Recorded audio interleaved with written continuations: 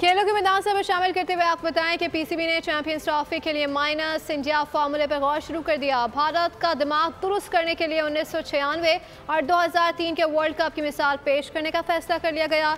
इन मिसालों की बुनियाद पर पाकिस्तान एक साथ मौक़िफ़ अपनाएगा। भारत से जवाबदेही और सूरत हाल वाज़ेह करने के लिए आईसीसी से भी राब्ता कर लिया गया।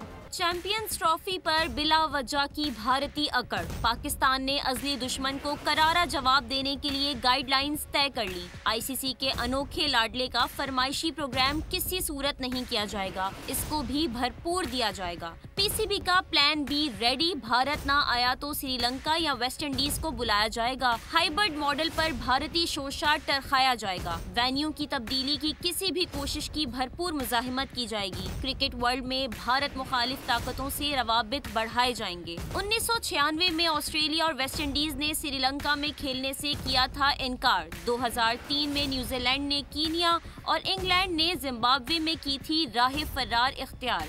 आईसीसी ने इनकार करने वाली टीमों के मैचेस में हरीफ टीमों को पॉइंट्स दिए थे। सब्सक्राइब करें और बेल दबाएं ताकि कोई खबर रह न जाए।